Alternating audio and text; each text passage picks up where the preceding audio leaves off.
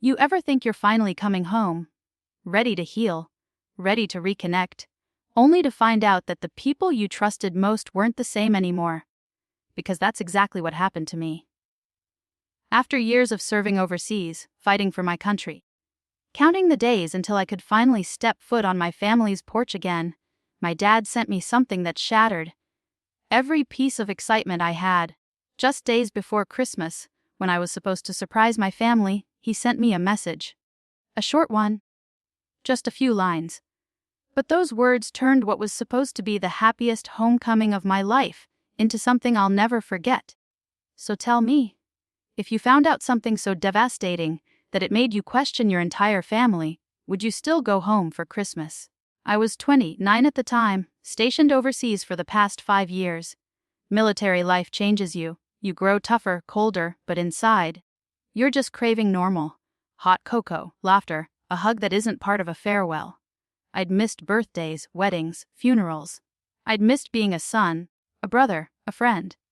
So when my service ended, I was beyond ready to go home. My mom didn't know I was coming. It was supposed to be a Christmas surprise. My dad, though, did. He was my accomplice in the plan. We'd been messaging every few days, planning my arrival quietly. I'd land 3 days before Christmas Eve, sneak into the house late at night, and surprise everyone in the morning.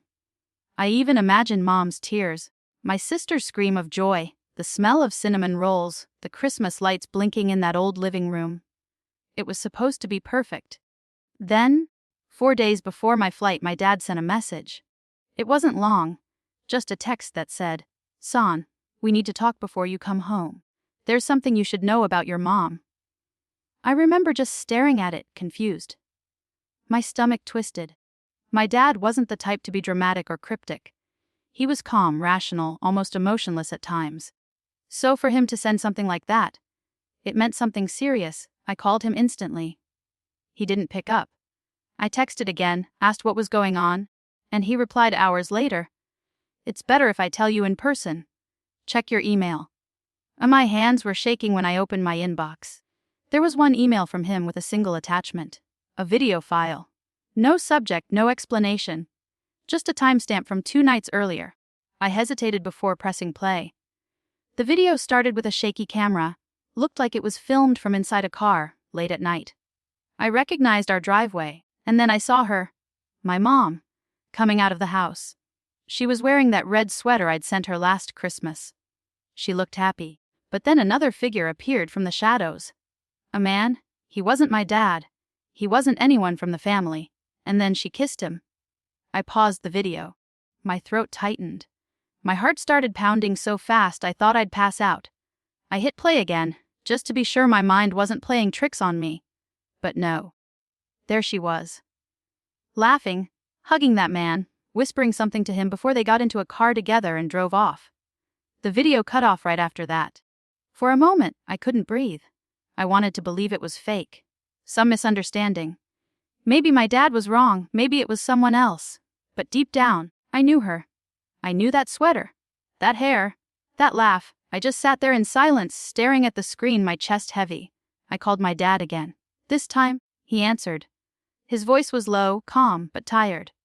"I didn't want you to come home and find out this way," he said. "I've known for a few months.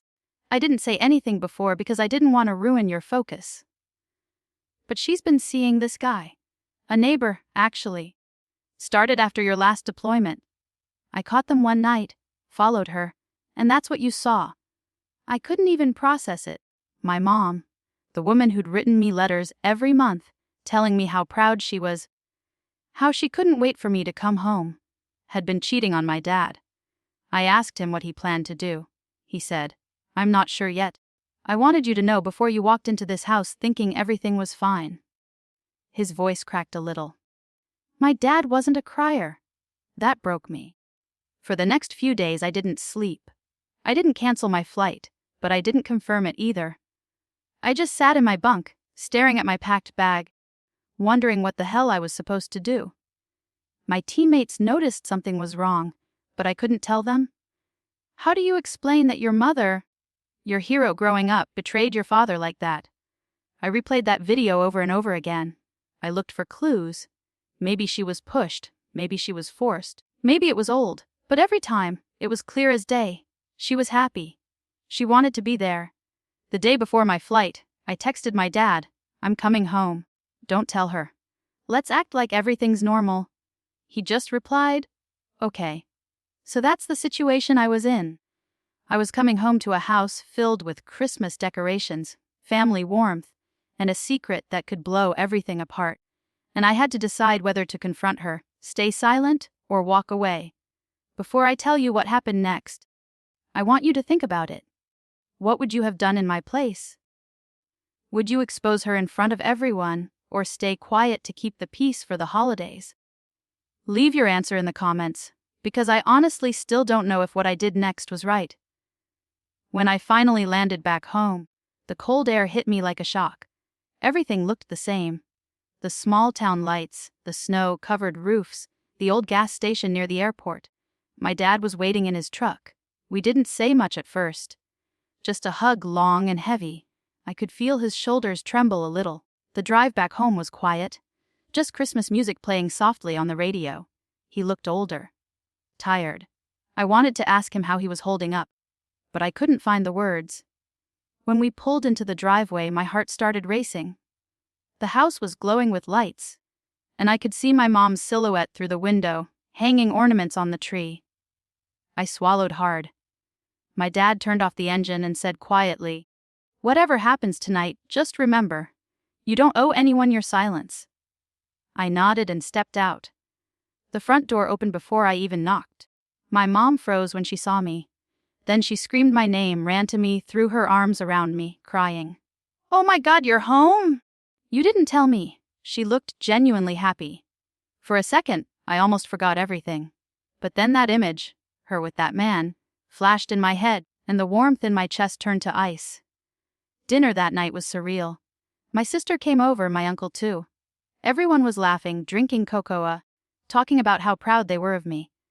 My mom kept touching my arm, refilling my plate, asking me about my missions. She looked so normal, so innocent. My dad played along perfectly. No one would have guessed a thing. But the tension between them, if you looked close enough, you could see it. The way he avoided her eyes, the forced smiles. I caught her glancing at him a few times, like she knew he was distant, but didn't understand why. Around midnight, after everyone went to bed, I found her in the kitchen, cleaning up. I walked in, leaned against the counter, and said, "Mom, can I ask you something?" She smiled. "Of course, sweetheart." I hesitated. "Are you happy?" She looked at me, confused. "Of course I am. You're home. What kind of question is that?" I studied her face. Calm. Unbothered. I almost couldn't believe she could lie so easily. "What about you and Dad?" I asked. Her hand froze on the counter. "What do you mean?"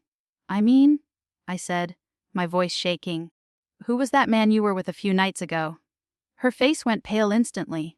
She dropped the towel. "What?" I didn't blink. "I saw the video. Dad showed me." For a second, she looked like she might faint, then her eyes filled with tears. "Oh my God, he filmed me," she whispered. "You weren't supposed to see that." I felt my stomach twist. "So it's true." She didn't answer right away. Then she said softly, "It wasn't supposed to happen. It just did.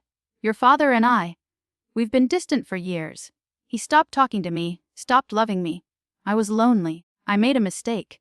I laughed bitterly. "A mistake? You call that a mistake?" She started crying harder. "You don't understand. Sweetheart, marriage is hard. I didn't want you to find out like this." I stepped closer, my voice cold. "You wrote me letters every month telling me how much you missed Dad. You lied to me. You lied to both of us." She reached for me, but I stepped back. "Please," she said, "don't hate me." But I did. I didn't want to, but I did. That night, my dad heard everything. He came downstairs, silent. Just stood there while she sobbed. He looked at me, then at her and said, "I'm filing after Christmas." She fell to her knees. "Please, don't. We can fix this." But he just walked away. Christmas morning came, but it didn't feel like Christmas. My sister could sense something was wrong, but we didn't tell her. The air was heavy, the laughter forced. I wanted to leave, but part of me wanted to see the house one last time. the house where I grew up believing in perfect love. After the holidays, I helped my dad pack a few things. He moved into a small apartment nearby. My mom tried calling me for weeks, but I didn't answer. I couldn't. Months passed. Slowly, the anger faded, replaced by sadness. I realized that war changes people, but so does life. I didn't forgive her, not completely, but I understood that love isn't always pure or simple. Now, 2 years later, I still go home for Christmas, but not to that house. My dad and I have made new traditions. My mom and I talk sometimes, just small things. But that one video, that one message, changed the way I see trust forever. So, tell me, was I wrong to confront her that night? Should I have just stayed silent, let Christmas go by in peace? Or did she deserve to hear it, no matter what day it was? I still don't know. But if there's one thing I've learned, it's this: sometimes the truth hurts more than the silence, but it's the only way to start healing. If you were on my side, like this video, subscribe for more stories like this one. And tell me in the comments, what would you have done if you were me? I'll see you all in the next story.